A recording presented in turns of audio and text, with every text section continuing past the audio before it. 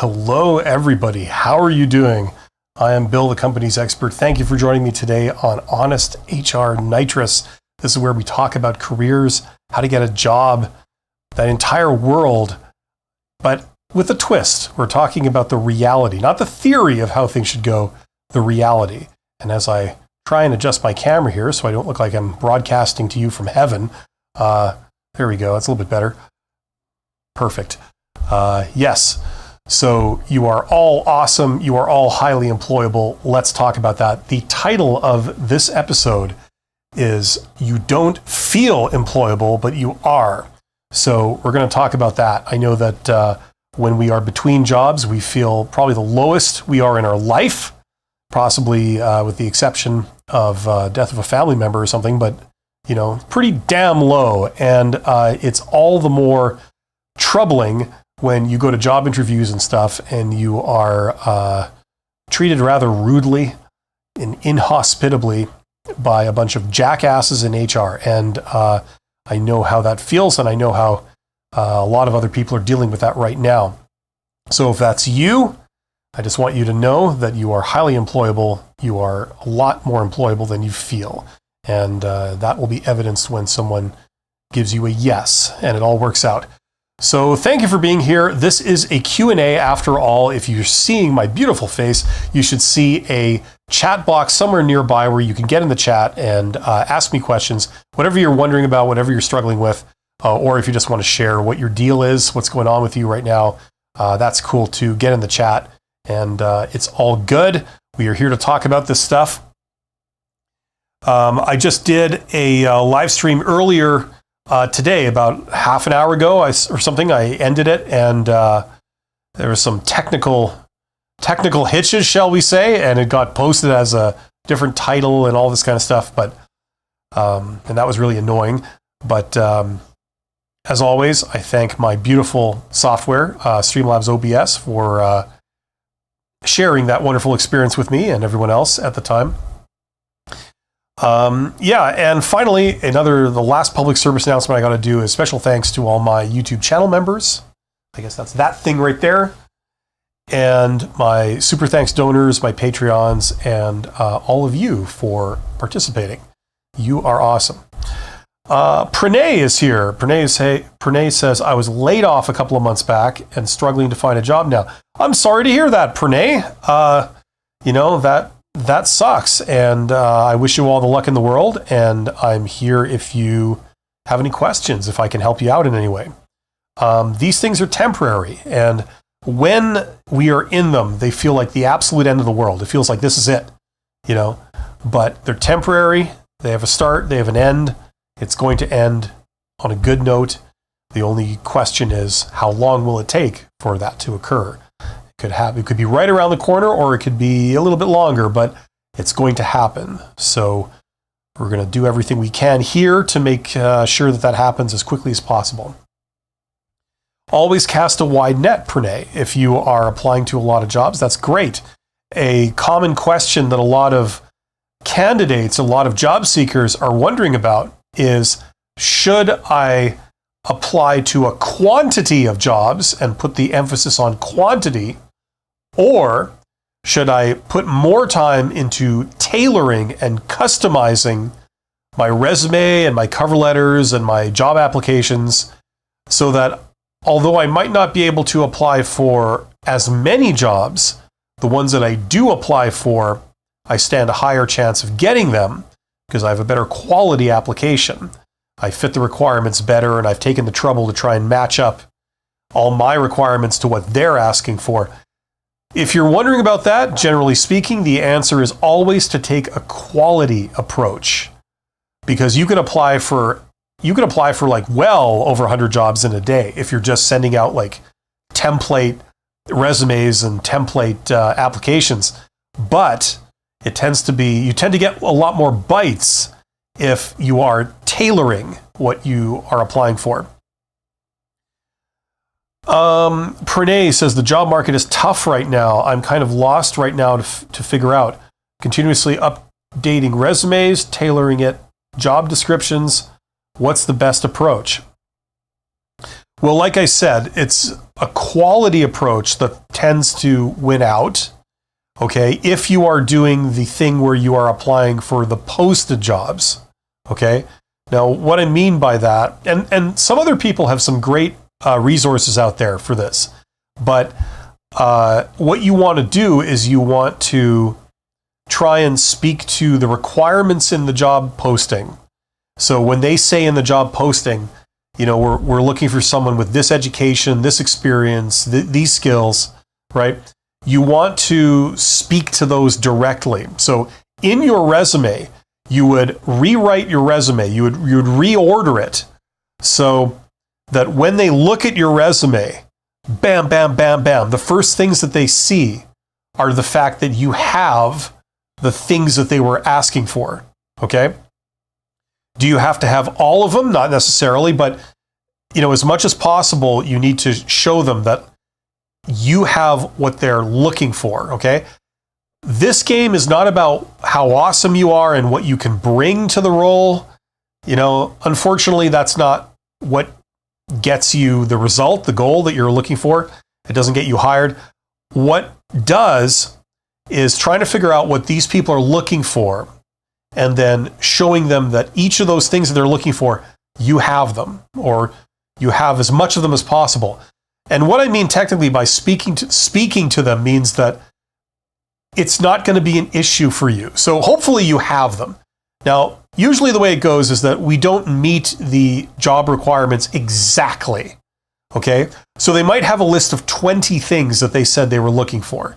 And you've got maybe 13, 14, something like that. You maybe have the important ones. You've got the education, you maybe have the experience.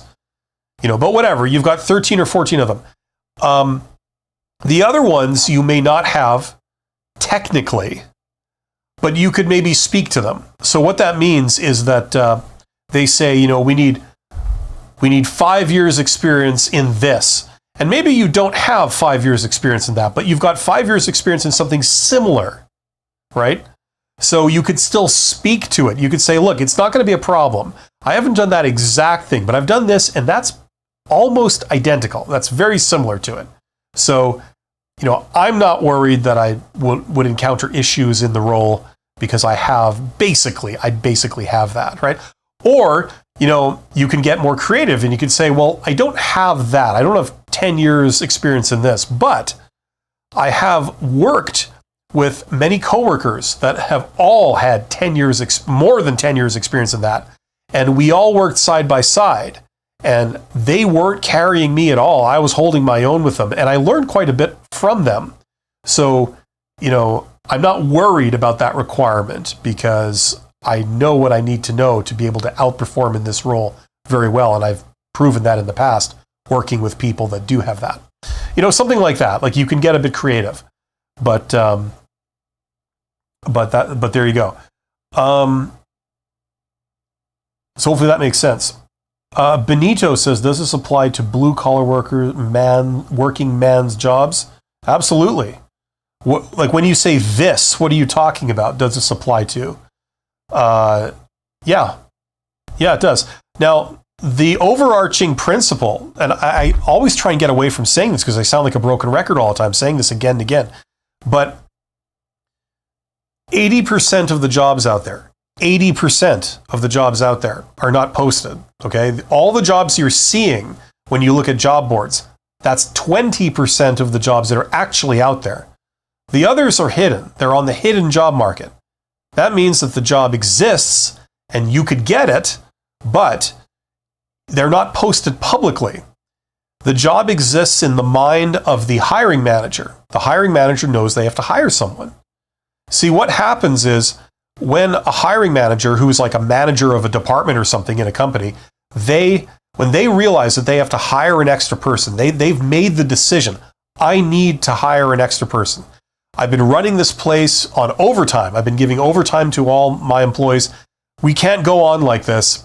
I need to create a new permanent position and hire someone, right? The way it works is when they realize this, the first thing they do is not to go and post the job publicly. The first thing they do is they think, okay, do I know anyone that could that could do this job that is available. Like if I happen to know someone that's looking for a job right now that is fully qualified to do this, and I know them, I'll just ask them. That would be the easiest thing. That way I can fill that role as quickly as possible. And if I know them, presumably I know that they're reliable, they're serious, they're not an axe murderer, they're not a criminal, they're not crazy, they haven't falsified all of their qualifications. Maybe I've worked with them before. You know what I mean? So that's my first choice. Now, if the answer is no, I don't know anyone that could do this, then they think, okay, maybe I'll look for an internal candidate, someone that I've been working with for years. I know they're good, I know they're dedicated, I know they're serious, and I know they're talented. And I'll see if they'd be interested, if I can move them into this position, right? That would be my next best choice. In terms of like, am I getting a reliable person that works out? Those are my two best choices, right? Now, if the answer is no for that second choice, I can't hire an internal person, then I go to HR and I say, do you have any resumes on file of people we've interviewed recently that were good, but they were the runners up, or we'd have liked to hire them, but we only had one position and we found 5 qualified candidates. Are there any of them that we can call in? We've already done the work on them and done background checks and everything. And then if the answer is no, into that third location, then the fourth choice is they post the job publicly, right? So now we'll take strangers, just people, they could have falsified their entire resume. They could be criminals, they could be crazy, they could be murderers, we don't know, but we'll look at strangers, right? The other thing that the boss does is the hiring managers, is they take, if they mention to their internal employees that we have a vacancy here, usually what happens is, if it's a good job, is you get everybody coming to you saying, I have a brother or a friend or a former coworker that would be perfect for this. If I tell them to send you their resume, would you bring them in for an interview? Something like that. So you get your trusted employees that you trust and are good. They're personally vouching for this candidate. That means they're putting their reputation with you at stake and saying that this is a good person. If that person turns out to be terrible, then you're going to think less of these people you work with, right? So that's also where they look. So these are hidden jobs. Now imagine for a moment, okay, if you had just coincidentally reached out to that employer and sent them a message, something along the lines of, hello, I'm here, I'm fully qualified in this, I solve this problem really well, and if you're ever looking to hire someone that can do that for you, please let me know. Thanks and have a great day, right? Imagine if that had just dropped in their lap right around this time, right? When they happen to be looking for someone, right? Well, you'll be pretty damn high on the list. They'll want to talk to you. They'll say, hey, I might have something. Maybe come in, let's talk, right? So it avoids a lot of work for them. Posting a job is very expensive and it's very time consuming for hiring managers. They have to work with recruiters. They have to create all the requirements for the job. They have to write job descriptions and they have to think through all these details and then sit in multiple rounds of interviews with multiple candidates. You think they have time for this? They got their actual job to do, right? They're in charge of a department of accountants or construction people or whatever. They don't have time for this, right? That's why they would rather fill it with someone that they can trust. That's just easy. So this is why direct outreach, where you reach out to an organization, why it's so effective. You don't wait for them to post a job. Instead, it works backwards. You think of what are the places you'd like to work? And then you reach out to those organizations. And there are ways of doing it that are very, very simple. There's a link to a video in the description box of this live stream called How Successful People Get Jobs. I walk you through precisely how that works with the details on screen as we do it together. So you could check that out for details. But this applies to executives, it applies to entry-level jobs, it applies to white-collar, blue-collar, everything, okay? And a lot of blue-collar jobs, you guys, you get jobs through more networking than white-collar jobs, to be honest with you, because you're the ones that are going to job sites, you're the ones recommending each other, telling each other, go apply here, go talk to that person, right? You know, it's a lot more widespread at the lower levels in blue collar jobs than it is white collar jobs, only because white collar people are generally more ignorant of this. Nobody teaches them this in school. They learn this after 10, 20, 30 years of experience on the job. Wild Jess says, I had a job interview yesterday and your videos helped me a lot preparing for it. I was still nervous, but definitely not as much as I would have been without your videos. So thank you. You're absolutely welcome, Wild Jess, and I'm glad that it worked out. Listen, if you want to get rid of the nervousness thing, or at least minimize it, the way to do that is the mock interviews, where you grab a friend or family member and get them to do a pretend job interview with you. Do that 3 or 4 times a day for 2 weeks, weekdays. You won't be nervous anymore because you'll have heard these same questions over and over and over, and you'll also had weird questions thrown at you. You'll have been like trained in how to handle that stuff. You'll have contingency answers waiting and prepared, right? And you'll be well rehearsed. And that's where the confidence comes. So I know people feel kind of weird about doing it. They're embarrassed and it's kind of out of their comfort zone when working with somebody, especially if it's a family member or someone. But try it. It'll really, really help with this. And you will be a master of job interviews. You will kick ass and you will knock it out of the park. So that's how you do it. 2 weeks is all it takes. 3 or 4 of these a day, you'll have it down. Pranay says, I believe every company knows the candidate lies and tailors resume. Even the company themselves lie to get what they want to hire a top talent. What's the catch here? I don't know. What is the catch? Thanks, Bill, for the advice. Well, listen, look, I don't know where you are in the world or what industry you're in or anything like that. Yes, sometimes people lie. It's true. But it depends what your definition of lie is. Now, if you equate advertising with lying, right, or selling yourself with lying, those are 2 separate things, okay? When you sell yourself, you basically want to draw attention to all your good points and draw attention away from all your drawbacks, all your bad points, right? Okay? That's not the same thing as lying, right? Obviously, there's a line where if you cross it, you're outright lying. Like if someone says, do you have experience with this, and you have absolutely none, and you say yes, obviously that's lying, right? But if someone says, okay, look, let's say you were a bookkeeper for 2 weeks in your father's business, when you were 13, right? You helped organize some receipts or something. And someone asks you, do you have any accounting experience? And you say, yes. Is that lying? It's exaggerating, certainly. But is that lying outright? That's a judgment call. You know what I mean? So different people draw the line in different places, right? And I don't recommend that people lie outright. Okay? Just no good comes of it, one way or another. Sometimes you can get short-term gain while lying, but then you risk long-term failure or long-term disaster. So I don't recommend lying. But salesmanship, selling yourself, is like a skill that's universal, right? You want to amplify and demonstrate and communicate all your great points, but you want to sort of not mention any of your bad points, and if they ask you about your bad points, you want to sort of give something that kind of minimizes them, right?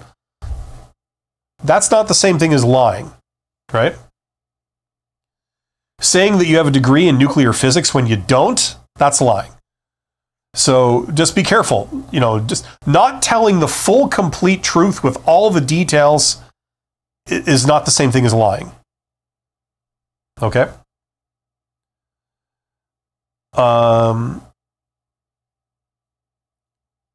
Mike G says, what is a good response if you don't have an answer for an interview question? Well, it depends on the question. okay, one fallback answer is to talk about the job requirements and how you have them. Okay, so if they say like, I don't know, like give me an example of like a question that you don't know how to answer. Like not a standard question, because you should know how to answer those. If you don't know how to answer those, you just haven't done any preparation. But something like just totally off the wall that, is unanswerable. They say like, well, I don't know. Sorry, I'm drawing a blank. It's hard to do this when you're live. But you would say something like, I don't know, specifically how I would do that, but the fact that I have this degree and this experience, in 10 years experience, which I have in doing this, I've never encountered that situation, so I'm not too worried about it, and if something did come up, my experience on the job can usually inform me of how best to handle it. There's something like that. I mean, it depends what you're asked. You know what I'm saying? Okay, but you'd have a couple of, like, that would be one type of backup answer, right? There's other things you can do too. Excuse me, God.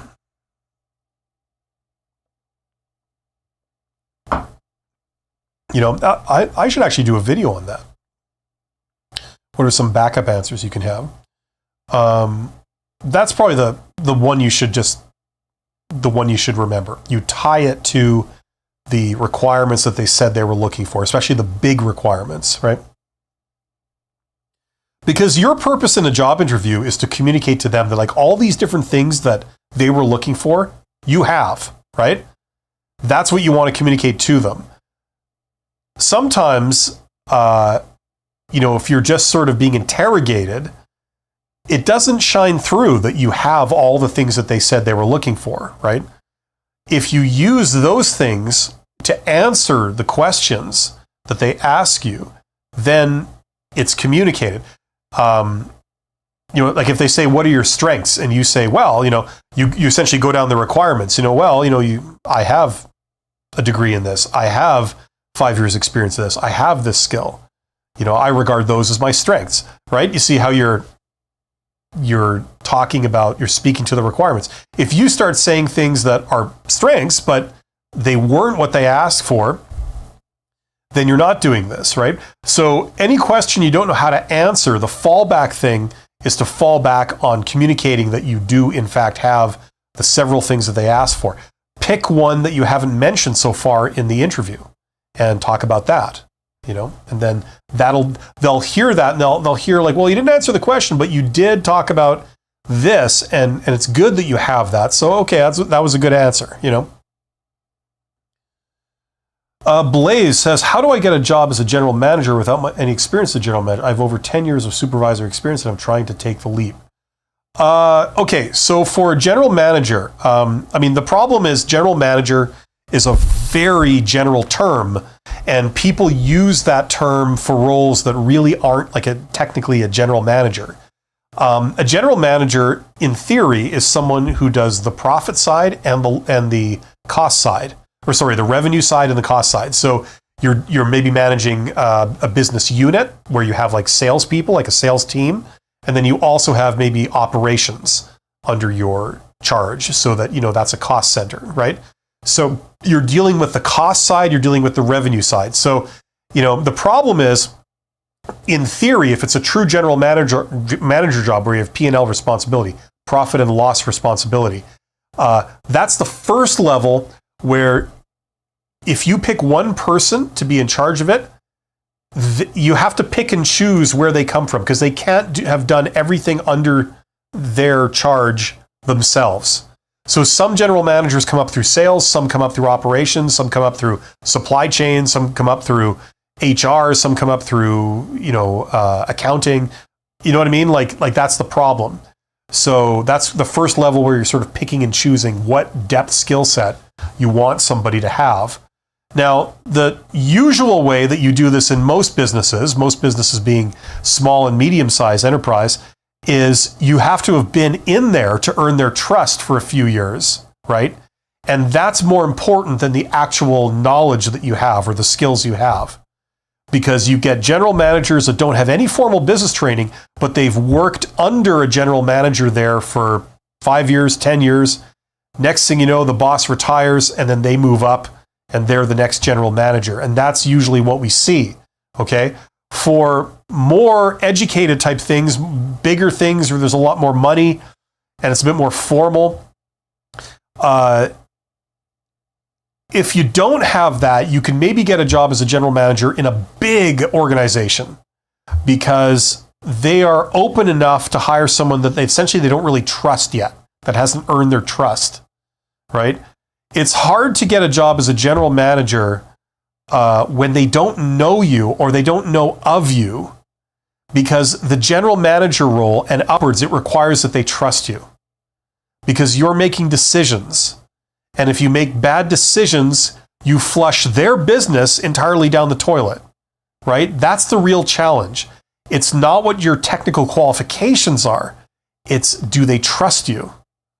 And the way that most people earn the trust is by working in the organization for many years before you move up into that role, right? You know, that's the real reason. Now, it doesn't mean you have to work for them before. You could work in the industry, but you'll have worked for organizations that they've heard of, that they know a bit about, maybe a competitor or a supplier or someone like that, you know, that's got a good reputation. So that counts. If you've worked for companies that they've never heard of, that really doesn't help. It counts against you in this situation.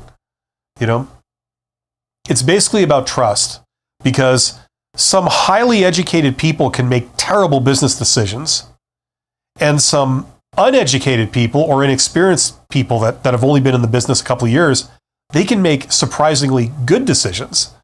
So just going off education and experience and skills, that's not necessarily what counts here. The ability to talk a good game starts to matter at this level, unfortunately. And I've seen people hire candidates that can talk a good game, but they're all talk. There's no skills behind it.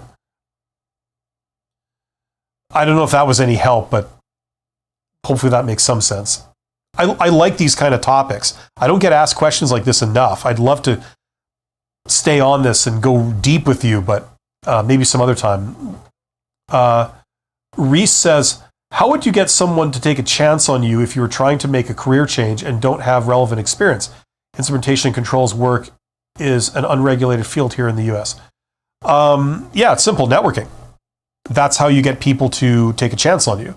Because if you reach out to them, what does that signify? It signifies you've got initiative. It also signifies you're interested, you're passionate, right? So already, that's two things you can't get from like posting a job and interviewing candidates, right? Because they could be there for the job or they could be there for the money. You have no idea, right? But if you reach out, you're signaling those two things automatically. Then, the nature of the message you communicate, right? If it's a message that persuades them to want to respond to you, that signifies that, you know, you're a very persuasive person. You're presumably professional and persuasive. If you've written them a very professional message, right? That's a free sample of your communication skills, right? So already, before you even go any further, you're signifying, you're demonstrating several things. You're not talking about how you have these skills. You are demonstrating them. You see the difference? That's the difference between a job interview and networking, right? You're demonstrating the skills. Now, if you go a step further and you do things like informational interviews, which a lot of people do if they're changing careers, right?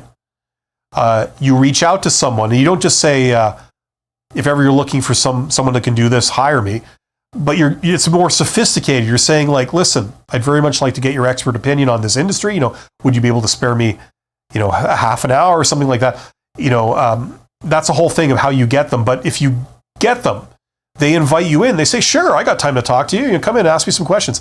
You know, you presented yourself in a very professional way. You've got a very reasonable request. It's very flattering that somebody wants to know what they think, you know, about the thing that they do. So you go in and you have a half an hour, 1 hour, hour and a half conversation with them about what they do. Not about what you do. It's not about you, but about them. And during the course of that conversation, you're probably just going to be asking them questions, right? And by the questions you ask and by the little bits of information you throw in, they can tell that you know your stuff, that you've got your head on your shoulders. You're not some person who doesn't know anything about anything. You know, they can talk to you, they enjoy talking to you, and you seem to know your stuff. You're asking very intelligent questions that show that you have knowledge in this area, right? And they can talk shop with you. And you're interested to learn, and you're getting along great, right? Usually that leads to people changing careers. Just one or two encounters like that, that's all it takes. If you're talking to a manager or an executive and you're doing this is usually how that works, right? And I've done this like many times, and I've done them primarily with CEOs. I've talked to a few other people, mainly CEOs, and I've taught courses in university where, like in business school, where I got my students to do this. And I said, go out and get like informational interviews with CEOs of companies here in this city, and you get bonus marks for taking a selfie with you shaking their hand, and some of those have led to the students getting hired in the companies. But this is a lot easier than you think if you know what to do. This is what companies do to each other when they want to investigate working with another company that could be a partner or a vendor or supplier, this kind of thing. So like executives do this all the time, and part of their job is to take unsolicited queries from the public. You might not know who this person is that wants to talk to you. It could be a potential institutional customer. It could be a regulator. It could be a supply partner. It could be all kinds of. It could be a competitor. It could be like people feeling you out to try and do a joint venture with you. You don't know, so you take the meeting, right? Sometimes it's somebody you end up hiring.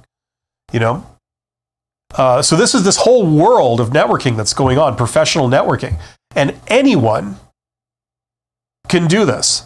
Okay, I don't care how introverted you are. I don't care how like entry level you are. You can do this, and you can be very effective.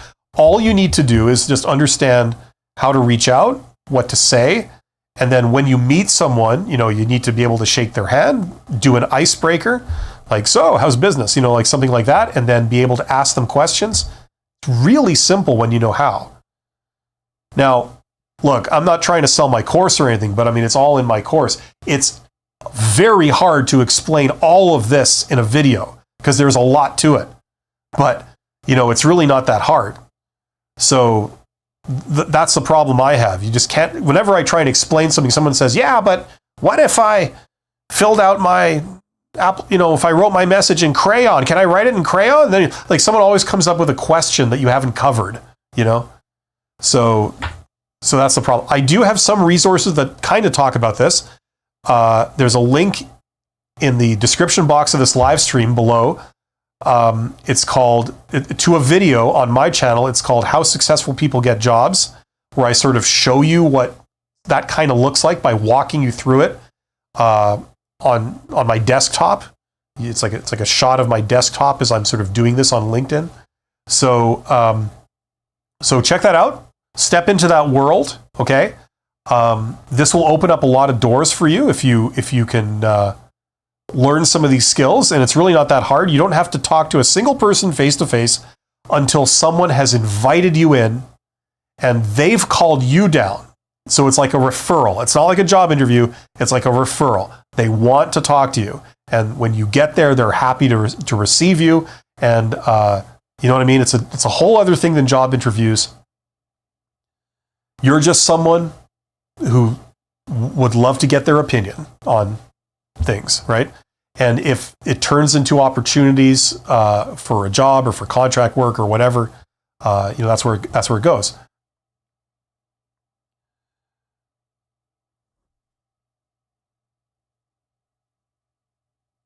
Okay, so this was in response to Reese. Now, Reese was asking about specifically, I got a bit sidetracked there, for instrumentation and controls work in an unregulated field. How how to get them to take a chance on you. They're going to take a chance on you because they like you. They've met you. You seem to know your stuff. You seem professional. You seem easy to deal with. There's no surprises. You seem passionate about doing this kind of work. So if there's an opening and it's, not for like a general manager thing, but like, something where, we can afford to take a chance, some like junior thing or some part-time thing, you're at the top of the list. They'll hire you for that. They'll say, sure, let's give you a try. And if you work out, if it turns out you do know your stuff and it wasn't just all a smoke screen, they'll move you up pretty quick. That's the general rule.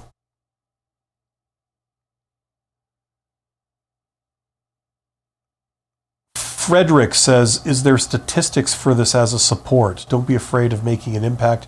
How do I present myself, skills and my experience, and know how do I present my skills and abilities without causing a fear of my skills from the interviewers? I don't know what you mean by that. That's a lot of starts and stops there. If you could rephrase that a little bit easier to understand, Frederick, I'll be happy to answer. Reese says, you really hyped me up in the videos you have talked about the hidden job market thing. Yeah, like listen. Don't take my word on anything. Go out and verify this. Don't get all your advice from one source, okay? Get your advice from a variety of sources, do your own research, and then the best way to learn is to go out and try things. Don't just listen to advice. Try things. Take your best shot and then try it, okay? And that's how you learn, okay? I don't require anyone to sort of just believe me about anything. I'm here to sort of tell you some facts, and I know that some of the things that I say, especially when I talk about the hidden job market, that kind of contradicts sometimes things that a lot of recruiters say, because it's hard for a recruiter to say that you don't need a recruiter to get a job. You know what I mean? I think there's a conflict of interest there. At worst, at best, I think that there's just nobody really tuning the general public into this. I think there's a lot of introverts out there that would be really happy to learn that there's alternatives to just the official HR process, where you look at a job posting, you respond with an application, you go to a really unprofessional, poorly managed, awkward job interview, and then you get rejected. And you have to do that. You have to lather, rinse, repeat that 50 times before you get hired. I think a lot of introverts out there would love to know that that's not how it always works. And in fact, as you go higher in the org chart, up to executives and things, it's less and less official HR process and more networking. That's pretty much how they hire executives, just 100% networking. It's very rare that they put out a job posting for a CEO and then take the candidate seriously. Here's a candidate that no one's ever heard of, right? There's no personal connection to them whatsoever, but yet we'll put you in charge of our multi-million-dollar company. That never happens. You have the ability to destroy a thing, they kill the golden goose, destroy a thing that makes millions of dollars every month. They just put you in charge of it. And the millions of dollars a month you make, that's their life savings, right? The people that own the company, they're going to put you in charge of it. And you're going to destroy it. You're going to kill the golden goose because you don't know what you're doing, right? Because you said in the interview you knew what you were doing, but it turns out, you exaggerated, or you really don't know what you're doing. You know what I'm saying? They need to trust you a lot more than that. It's not like hiring someone at the entry level. At the entry level, they take their best shot, and if you work out, great. If you don't, oh well, we just hire someone else, right? So that's why they do networking. It's because of the trust thing. Now think about it. Let's say your career doesn't fit into the standard cookie cutter progression. You've maybe been a bit of a generalist, a jack of all trades. You've done stuff over here. That's my career. I've worked across 5 industries.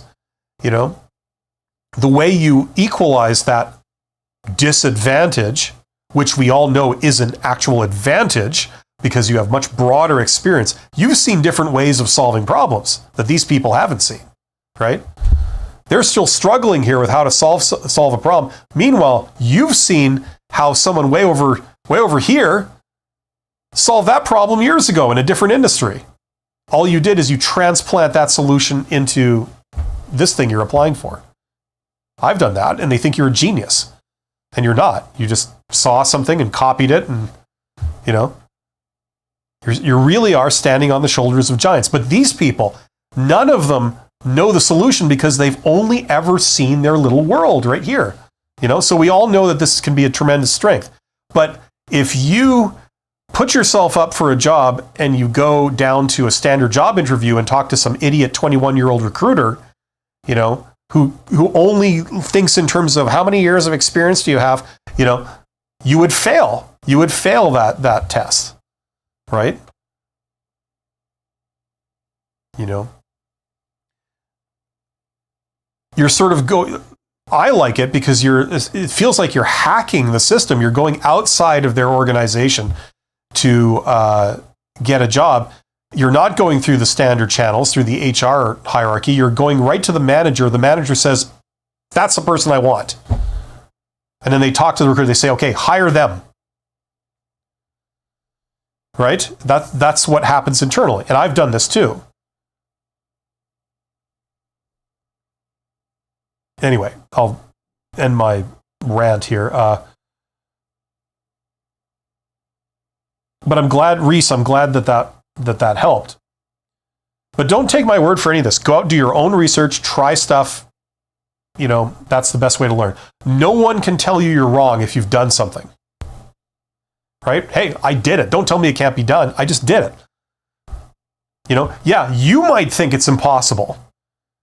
You probably have never tried yourself, right? Or maybe you tried once and you failed the first time, so you just gave up. And then you're telling me it's impossible. Well, I've done it many times. Don't tell me it's impossible. It's not. Frederick says, if you are really good at anything, it can be a problem, unfortunately. Okay, if you say so.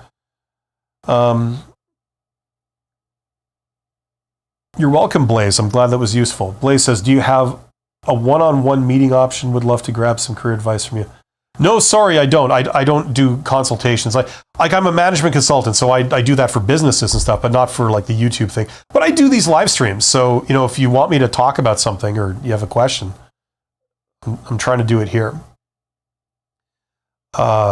Reese says, I guess I'm buying your course. Okay, well, great. Hopefully it works for you.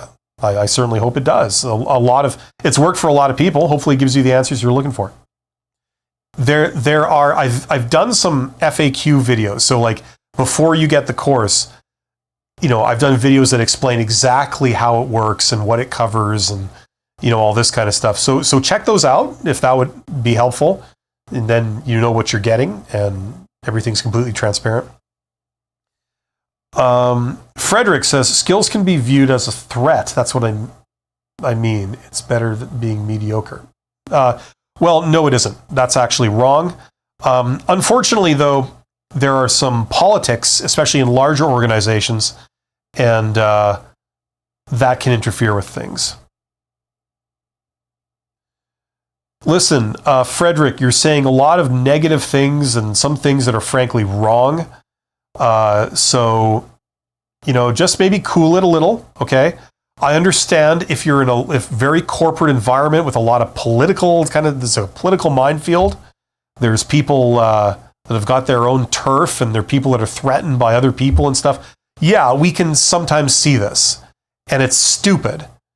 And speaking for myself, I saw a lot of that in big companies in the first half of my career. And I'm happy to say that I escaped that crap. And the second half of my career has been in small companies where you don't get a lot of that. Like if you're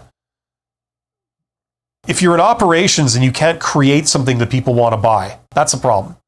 If you're in sales and you can't sell the product, that's a problem. You know what I mean? Like you get out of the sort of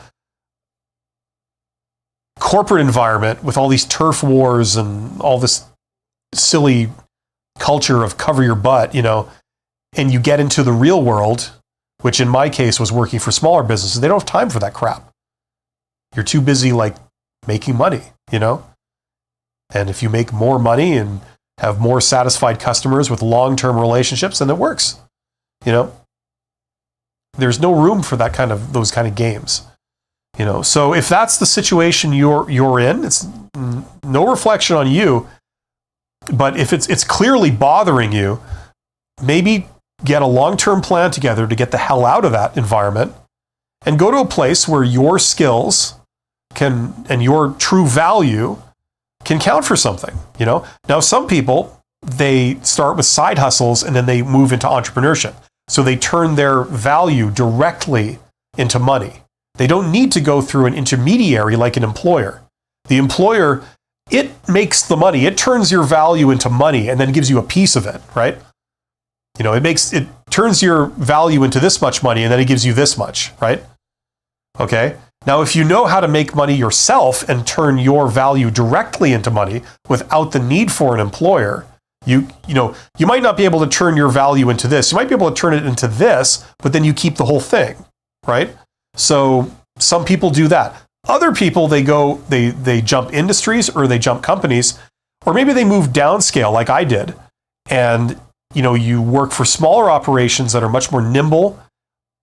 I know it's a cliche where they say we're like a family, but they kind of actually are. That isn't actually a bullshit thing that, they say, because they're so small. They're maybe like 50 employees.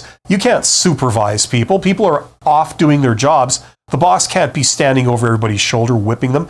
They have to rely on the initiative of their own employees. And you share the profits with all the employees to a degree. So it gives them an incentive to want to do a great job and want to work together. I would never have believed it until I saw it, but it does exist. So for some people, that's the environment they jump into, and they don't want to go back to big companies with this horrible corporate environment where they treat you like cattle or they treat you like a number. They actually treat you like a real person. Now, to just risk boring everyone to death, I want to tell one more story. And I've said this before. I think I even say it in my course, but to illustrate a point. But one of the things that I witnessed, there was a real eye-opener when I came from the corporate environment, enterprise, down to like SMEs, like small, medium-sized enterprise, was here's what I saw. I saw a boss that walked up to one of their employees at something like 3 or 4 p.m. on a Friday, like right before quitting time, when you're about to go home for the weekend, and say to the employee, listen, we really need to get this job finished for this customer. It's very important, before the weekend. So can I get you to stay and finish this job here? And then when you're done, this thing you're working on, can you put it in the back of a truck and go drive it to the site, the customer's site, and install it tonight? Can you do that? Stay in a hotel or whatever, come back tomorrow. And the employee said, sure, not a problem. And I was like, whoa. Now, these weren't super employees. These were just people that worked in this environment because they actually cared about the job that they did and they cared about the company. Now, the flip side was, this is the other thing I saw. Employee calls in sick a week later, says, sorry, I'm sick, I can't come in. The boss takes the call. The boss says, sure, not a problem. Take whatever time you need. Come back when you're ready. It's okay. I'd never seen that before either. Usually the boss gets angry. They're like, oh, how much sick days do you have left? This kind of thing. Very corporate mentality. This wasn't like that at all. It's there's the flip side. I had to see that to believe it. I never would have thought that would be possible. But that's the environment I went into after this horrible corporate, world where everybody's just covering their ass all the time and, sabotaging each other and playing all these stupid games. Like what you were saying, Frederick, about, you're your skill is a disadvantage because the more you can do, the more work they give you, and the more they come to you. Better to just be mediocre. You have an easier time. People leave you alone. They won't come to you with questions or help. Yeah, you get away from that world. And a lot of the employees that were working in the small company, they didn't want to go back to the corporate world. Even if they could make a little bit more, they didn't want to, because here they're being treated like a human being.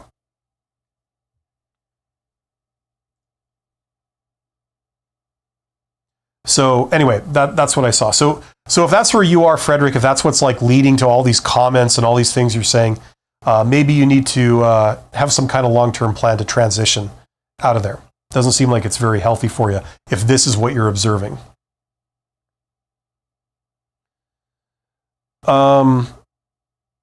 Thank you to Frederick. Thank you to Super,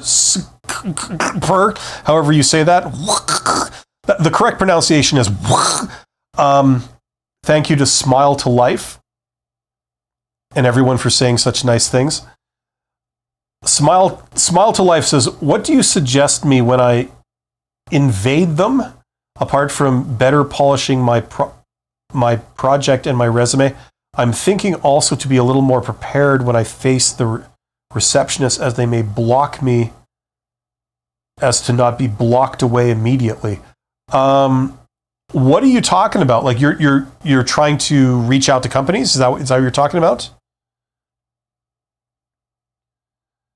I don't know what you're talking about, but if you're talking about, say, applying in person, what's very effective, if you can do it, it's labor intensive, but it's effective, is applying to a job in person. So instead of just sending, an application over the internet, you physically go down to the company, you walk through the front door, right? And then you get to the front desk of some kind, right? And it'll most likely have some kind of receptionist there. I don't know if that's what you're referring to. And you say, hello, I'm wondering if I could speak to, the manager of this department. Can I ask what their name is? You don't know the person. You're just walking into the company for the first time, right? Now, 90% of the time they'll say, no, I'm sorry, they're unavailable. And you say, okay, that's fine, not a problem. Listen, if I leave something here, like this envelope or whatever, can you see that they get it? Is that possible? Now, 90% of the time they'll say, sure, yeah, I can do that. I'll make sure they get that. They say, okay, would you be able to tell me what their name is? Now, most of the time they'll say, yeah, that person's name is this, John Doe, whatever. And sometimes they might even have their business card there. You could take a business card of John Doe, right? But usually sometimes they won't have the business card, but at least they can give you the name, right? You say, okay, thank you. I appreciate that. Have yourself a great day. And then you leave. And then you follow up maybe the next day or in 2 days, but that's the latest. And you call and you call their switchboard and you try to get transferred to John Doe. Right now that you know that's the name of the person that you're looking for, who's the manager of the department where you would work, right? And you say, hello, my name is X. I'm just following up. I left an envelope at the front desk, and I'm just following up to see if you received it. Right? Now, if they haven't received it, they say, okay, well, no problem. Well, that should be waiting for you. It's a copy of my resume, and I just wanted you to know that I do this, and if ever you're looking for that, please let me know, because I'd love to work for you guys. I know that you guys do good work in this area. I think it's terribly exciting. I'd love to work for you. That's all. Have yourself a great day. Now, if they want to get into it, they can talk to you maybe, but that's all you say. If they have received it, you basically say the same message. It's like, okay, you got that. Great. I just wanted to let you know that here's what I do. I do this very well, and I'd love to work for you guys. And if ever you're looking, please let me know. No pressure, nothing. It just now, if they're not looking right now, no harm done. Maybe the guy will keep it, or the lady or the man will keep it on file, right? If they are looking right now, you just landed right in their lap. You're the only candidate that presumably someone in their company has met. The hiring manager has spoken to. They've got a free sample of how professional you are, how pleasant you are to deal with. It's a free sample of what it would be like to work with you on the job. They've also seen exactly how passionate you are about working there, because not everybody does this. This takes a bit of effort. And on top of that, you've demonstrated your initiative, how you can just go and get things done, which is a great quality, in any employee. So that's another thing you can do. It's sort of like the halfway house between networking and, getting a job in the traditional way through the standard HR method. So I don't know if you were referring to that, but you're talking about receptionists and stuff. So I thought maybe that's kind of what you were talking about.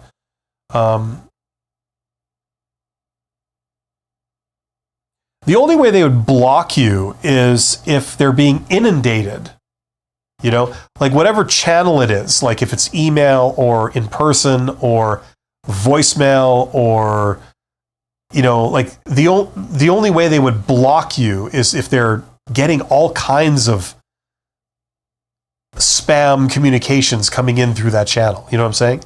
So the secret is to go around it, right? If they've posted a job and you want the job, you have to play their game by their rules. But if they haven't posted a job, then it's a free-for-all, And because 80% of jobs are hidden, a lot of companies that aren't posting jobs, they actually have positions open, right? Just they don't need to post them to find qualified candidates. That's usually why that works. I'm going to turn up my camera brightness now that it's gotten somewhat duller in my other beautiful angle, so you can see me from a different angle.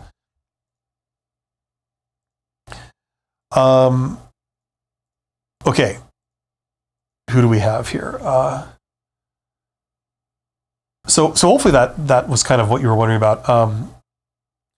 Verity says, "Hi Bill, I was wondering if you could give advice on how to restart a conversation with a potential hiring manager after an extended period of time."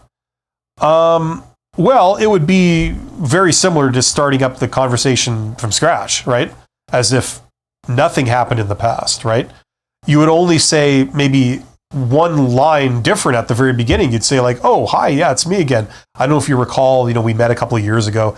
Anyway, and then insert like as if you were just meeting them for the first time. Right? Like that's all it would take. There's no real difference.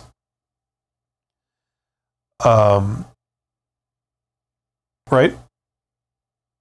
Hopefully that situation doesn't arise too often, because there are so many, like if you live in a city, for example, there's so many options for most people. Like there's so many organizations that could, in theory, hire you. And within those organizations, there's so many different people that you could speak to. You won't be talking to the same people over and over and over again.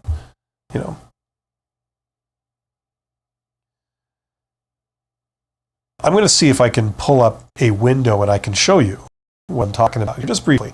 This is kind of something I've done a few times. Let's see if I can make this happen here, and then I'll share my screen. Problem is I got this bloody great microphone in the way. Okay, I'm not going to use my hometown. Let's use like a different town. I don't know.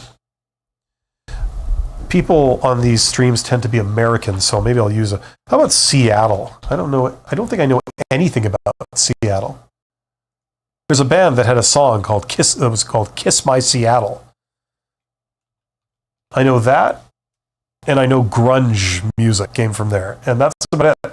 So, okay, let's try this. Let's see if I can, here we go. Okay, this microphone won't stay up, but hopefully you guys can see this anyway. Okay, it keeps falling onto my keyboard and pressing buttons. So let's pretend, for the sake of argument, that you lived in Seattle, okay? So here's the city of Seattle, right? And you're looking for a job. Okay, I'm going to zoom in. Now, Seattle looks like a big place. It looks like it's spread out over like this waterfront. So I'm just zooming into like a random area. Central District. There you go. That seems like, let's say you lived right in the middle of the Central District and you want a job. Okay. Now, somebody name me a profession or an occupation, a vocation. Somebody, like, I don't want to pick one because then people might think it's rigged or something. Let me know, like, what's a vocation that, you like construction or, something like that. Data entry. Okay, data entry. I mean, what is data entry? I thought that's what they did in the 70s with like mainframes. So I'm not sure if that's, okay. First tip, spell it correctly. Entry. There we go. Okay, so I entered that. Now, you've only got a couple of things that popped up, but right here, just in this part of Seattle, you've got here, professional word, like I guess it's listed right down here, but you've got 3 things that popped up. Let's pretend I wanted to expand further afield here. I'm going to go up north and I'm going to zoom in to this part of the city. I don't know what this is, but I'm going to say up here, I'm going to say search this area. Okay, wow, it's even less. Usually you get more, but okay, let's pretend we have these. So professional word processing, data entry service, okay? So for a start, they could probably employ you if you do data entry, okay? Here's another one, Litigation Abstract Inc., data entry service, okay? So you've got a couple here. Let's zoom out and look at Seattle as a whole, okay? I think it was like this, and then say search this area. Okay, well, there's one more. It's not a very big industry here. A link to your dreams, data entry service. Okay, so this isn't big. Now, I'm not sure about the world of data entry. I know nothing about that industry. Maybe it's related to IT. Maybe if you had skills in data entry, that could allow you to get a job in some aspect of IT, if for an IT company, or in a regular business. Almost like accounting. You could work for an accounting company, but there are many other businesses, like almost every business will need the services of an accountant in some way, shape, or form. So they all have accountants working for them, right? Okay, so what's this? So there's a hospital. Okay, so there doesn't seem to be a lot in the world of data entry. Let's zoom out again. Search this area. Data entry. Wow, there's really not much in Seattle. So this can't be a big industry. You got 3 employers in the entire city of Seattle, okay? Now, this would be actually pretty simple to do. So what you would then do is you'd go on LinkedIn and you would do a people search and you would, set the city of Seattle as your, geographic area you're going to do a search in. And then you would enter, like here, you'd start with this company, Professional Word Processing, Inc. And you would enter that in, and what would pop up would be the individuals that currently work or have worked for Professional Word Processing Inc., right? Maybe they'll be the owner, maybe they'll be a manager, maybe they'll be a couple of employees, right? Okay, now you could reach out to any of those people, and there's many different ways of reaching out, right? Even on LinkedIn, there's many different ways of reaching out. You could send them an email, you could send a connection request, you could do other things, right? Then you would go and you would enter this company in. Litigation Abstract Inc. Do a people search in Seattle for this company, and you'll get current employees, and possibly some former employees, right? Same thing. And then this one here, you do the same thing again. So you'll probably find more than one person in each company. So that's at least 6 contacts right there. I mean, usually it's a lot more than that. Okay, so that covers this. Now, what's related to data entry, right? Now, someone said, or the same person said, admin assistant. Okay. Now, I don't think are there any companies that do admin assistant? Because that's the type of position that, like, it seems like you would find in like every company, or potential to find in every company. Assistant. I'm just curious to see what might pop up. Okay, let's do this properly here. What the hell was that? Admin assistant. It's hard to type with this. Oh, it's doing something else here. Yeah, like admin assistant, I think is, okay, now it's back to my hometown for some reason. What the hell was that? Anyway, it's hard to type when I got this microphone right in front of my keyboard.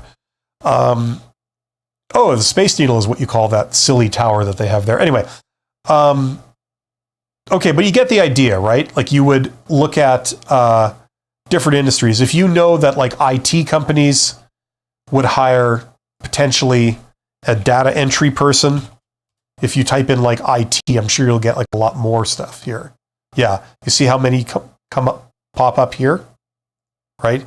So each of these already, when you click on it, you got their, like you could do it the old-fashioned way. You could go to their website. Do they have a website? I guess these people don't. What about these people? IT researches. Does nobody have a website in Seattle? What's the deal? Let's try this one. Acora, IT services and software. Here you go. There. So you go to their website, you look at their careers section, that kind of thing. But this can at least find, like, let's say you lived like right here or something. You can find all the potential employers that might hire someone like you in a certain distance. Like if it's like commuting distance or something like that, if it's a physical job, not remote, you could do it that way. So my point is, like, Google Maps is an incredible tool that can do all this kind of stuff for you. And that's the beginning of doing like direct outreach and stuff. Motion says, "Hi Bill, I wanted to ask you if you can give me advice on how to answer the gap in my resume, which is now for 2 years, as I still haven't been able to find a job in my field without sounding desperate." Yeah, okay, so work gap. I've done videos on work gap. Other people have done it too. If you have a work gap, it works the same as if you're changing careers, right? You see, the problem is that recruiters have been trained. Recruiters are looking, let me start at the beginning. Recruiters are looking for not the best candidate. They're looking for the least risky candidate. And if you have a work gap, they are trained to regard that as a risk factor, because all they know is that you weren't employed for 2 years. And there could be a reason for that. Maybe you've given them an honest reason, or maybe you're lying about it. They don't know, but it's still a risk factor. So they would classify you as a slightly riskier employee, right? That's the way they look at things, right? Fortunately for you and me, most people don't get hired by going through recruiters. They get hired through some form of networking, okay?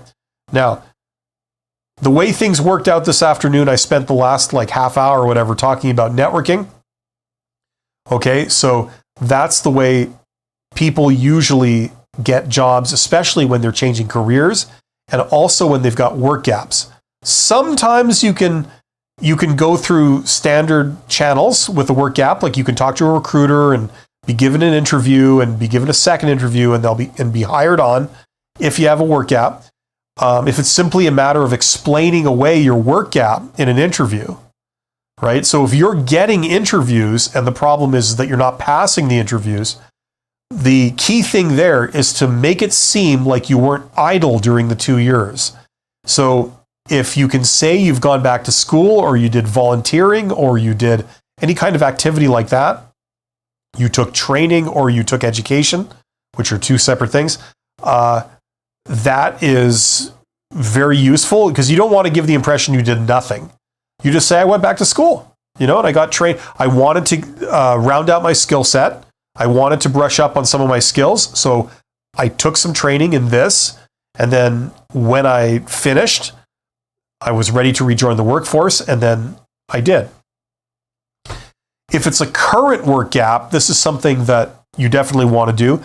If it's a past work gap where there's a gap in your employment for 2 years, but then you got a job afterwards, and then now you're coming back again to get a job, they usually don't care about that as much. right? But if it's a current work gap, they tend to care about that more. Make sure that you say you've got training or you did volunteering or education. Now, if you haven't done any of those three things, what you can maybe do, okay, is run out and get some free course, take a couple of free courses from somewhere, right? And then when they ask you about the work gap, you say, oh, I spent that time, brushing up on my skills. I went back to school and I took a bunch of skills because I wanted to learn things. And if they ask you, well, what courses did you take? And you say, I took several courses, including this, this, and this. And you did take those. So you're not lying. If this is a current work gap. So you're not desperate. You've got a perfectly legitimate explanation. You went back to school. You brushed up on your skills. Right now, people are like taking skills courses and things in AI. That's the big hot thing. So you could say, well, I wanted to brush up on my skills in AI, so I took some AI courses. So, that will make perfect sense if you say that, and you're not just lying about it. Don't lie about things. Go and take a couple of free AI courses or whatever, and then you can say, in all honesty, this is what I did, this is the explanation, and now that I've brushed up on my skills, and my skills are, au courant, as they say, now I'm ready to rejoin the workforce, and I'm excited to, take the next step. So anyway, that was kind of a disorganized blurring together of a lot of different ideas, but hopefully that makes sense. That's kind of how work gaps work. Go watch my videos on work gaps, and there's a lot of other resources out there that can help you with that stuff too. Hopefully that makes sense. Verity says, I previously interned for a company and I contacted a different department after my contract ended. The hiring manager was very excited to bring me on board, but needed to connect with his senior.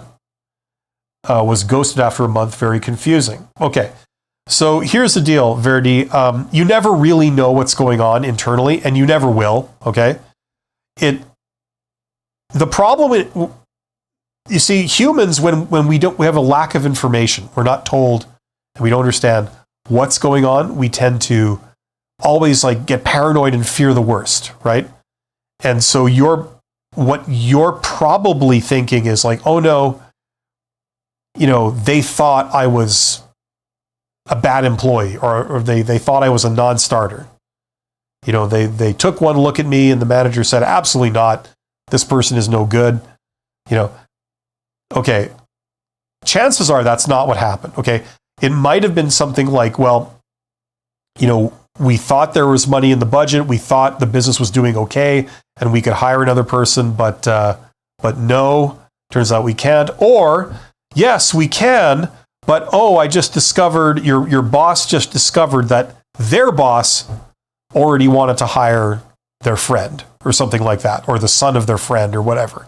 So, sorry. It's not a reflection on you. It's just, for whatever reason, it didn't go anywhere. Now, it doesn't hurt to follow up, okay? I don't know if you followed up or not. If you haven't, you might want to follow up and just say, look, I just want to, I'm just following up to see if there's any movement on this. I would very much like to work for you guys. Last time we talked, you mentioned that might be a possibility. I'm just calling to see if there's been any news on that front, because I'm very excited, if this were to work out, kind of thing. Right? So saying something like that can help if you haven't already done that. You know what I mean? I know you said you were ghosted, but it doesn't hurt to try again. Managers can be very busy. They can also be very disorganized. A lot of managers get 100 emails a day, easy. I got that. I got more. And, it's just overwhelming. So things can easily fall through the cracks.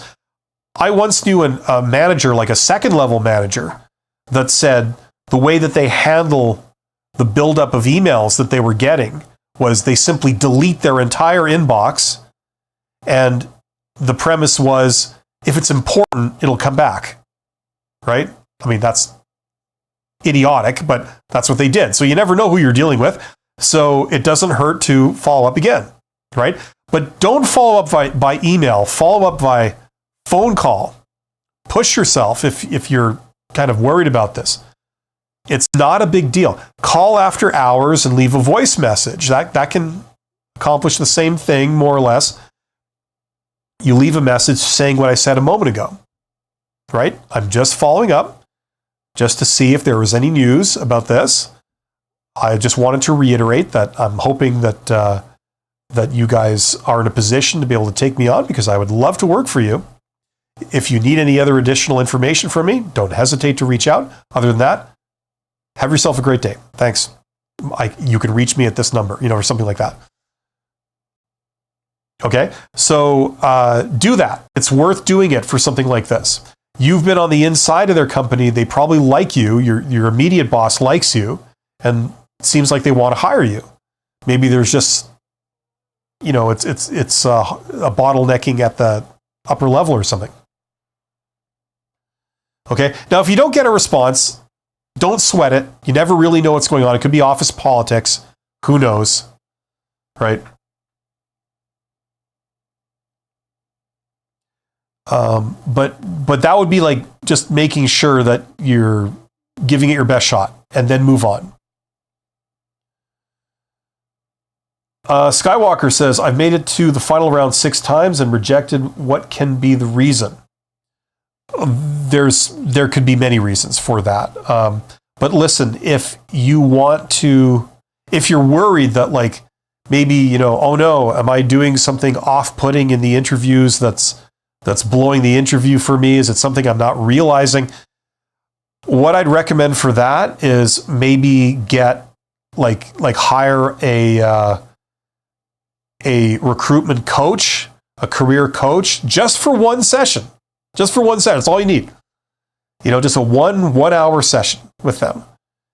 And they'll give you, they'll do like maybe a pretend interview with you and all this kind of stuff. And they'll give you some honest feedback. And they'll say like, look, I think you're doing great, but where I think you can improve is in this, and this other thing that you're doing might be a red flag. Don't do that. Work on that. Other than that, you're doing fine, right? So that's where, if you want to get a conclusive answer to that's what I would recommend. A cheap version of that is doing mock interviews with your friends and family, right? And then asking for feedback after and say like, look, honestly, how do you think I'm doing? What could I do to improve? And then they'll say, well, no offense, but you could try doing this different. You look angry. You look uncomfortable. If there is a way so that you looked a little more at ease, a little more pleasant, I think that would be better. But, that's just my 2 cents. Something like that, right? That's what I would say. Now, that may not cover everything. It could be there's something in your resume or in your background that like they just don't think you're experienced enough. Like you could have the charisma, you could have the social skills, you could have the education, but they just don't think you're experienced enough. They will pick a more experienced candidate over you. It could be something like that, in which case a career coach might not be able to detect that. But the way around that would be something like networking. Okay, informational interviews and direct outreach can hopefully solve that. Because you're not going up against other people. That's the other reason. They like you and they have a job, they'll hire you. Just as simple as that. It's not like they're putting you side by side with a whole bunch of other people and then comparing, right? You may fail that test. A lot of us do, because we're not absolutely perfect in every way. Your entire career hasn't been in preparation for this job. So you may fail when being put on a level playing field with like 100 other people. This is why networking works, because you don't have to beat the 100 other people. You just have to be the only one that showed up, the only one that reached out to these people. That's what got you the job. You had the skills and you reached out. Right? So you're changing the game. It's not about going side by side, going head to head with like other people and beating them. It's about being, you're qualified for the job, you can do the job, but you're the only one that reached out to these people at that time. and did it properly. And that's how you win. That's how introverts can win against extroverts who talk a good game and make a better first impression, but usually they have less substance there. Introverts, they have the substance, generally speaking, but they don't make a great first impression, generally speaking. That's what can hurt them, right? So this is a game that introverts do well at.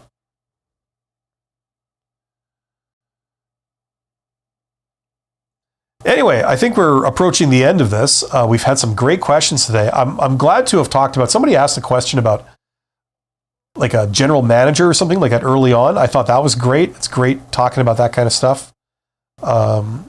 We did a lot of like just evangelizing about networking stuff. If you want to learn how to do the networking stuff that I mentioned today in this live stream, I've got it all in this course. So check that out. There's a link in the description box under this live stream. So I've also done videos, like I was saying earlier, I've also done videos that are like FAQ, frequently asked questions, about the course, so you know exactly what's in it and you know how it works and all that kind of stuff. So check those out. And if that helps you, that's where I've put all that stuff. It's like all my knowledge in one place with templates and processes and all that kind of thing. If you are looking to climb the ladder, you're looking to move into management or be a more senior type employee, check that out. My Write Like a Professional course, that's all about the social skills and communication skills, mainly communication skills, that you would tack on to enable you to get senior management positions, because you have to have above average communication skills for that. Doesn't matter how great your technical skills are, you have to tack on a few other things. And this is usually the first thing you have to tack on to be a manager. If you go even higher, you have to tack on how to manage money. So you have to understand accounting and finance, mainly finance, for those kind of things. But just to sort of start that journey, that's where you start. So if that's useful to you, check that out. There's also a link in the description. I will be back on Friday in 2 days. I'm debuting a new live stream that I'm kind of nervous about. It's called Private Equity Rundown. So I'm going to make it short in the beginning, like maybe 15 minutes, half an hour kind of thing. But I'll be back with another one of these, Honest HR Nitrous, on Friday. So if you have job, and career-related questions, how to get hired, certainly come back on Friday and you can ask me questions and we'll do it that way.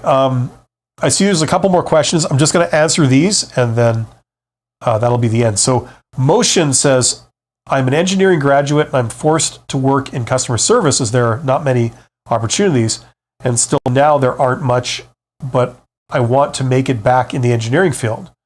Okay, well, speaking as someone who has an engineering degree, yeah, I can certainly understand that. The weird thing that they didn't tell me about engineering is that a lot of people hire people with engineering degrees to do things other than engineering. It was like a sort of thing that at the time people were hiring people with engineering degrees, but you weren't doing engineering work. And that's what I did. They were paying more, so I took that. And that's how I ended up in the railroad. I started out as a frontline supervisor of tradespeople, like heavy duty mechanics and electricians and laborers, fixing locomotives in like a big garage for locomotives in the railroad. Because engineering, so you can learn electrical systems, mechanical systems, and this kind of stuff. So there were other options other than being an engineer that you can use an engineering degree for. So, just keep your eyes peeled for that kind of stuff. But networking, get into networking, and that can really open doors too. Skywalker says, do you think just keeping a normal face without smiling can throw the interviewer as me seeming not interested? It can do, depending on the details. Like if you just look like this, it's like you could answer, like I could answer questions like this, talking like this for an hour. Is this kind of like someone you would want to hire and work with if I did this, right? You artificially force yourself to look a little bit more approachable, a bit cheery, right? A bit more animated if possible, right? People like that. People respond well to that. So it helps you make a better impression if you can do that, right? Because when they first meet you, they don't know who you are. They don't know what you can do. They don't know anything about you. All they know is what they see and what they hear. So if what they see is someone who looks kind of bored, that may not be doing you a lot of favors. It's stupid, but it's true. This is the way humans work. We make a judgment based on what we know. And when we first meet someone, we don't know anything about them. That's why how you dress is important. How you groom yourself is important. You know? You know what I mean? Like, it's all cosmetic. But the idea is that you want them to be interested long enough for them to take a closer look at you, a more in-depth look. And then when they do that, that's when they see your real capabilities and value, right? Like, it would be so stupid to be like this amazing genius, but no one will, give you a chance because you look so bad, you look like just a complete fail.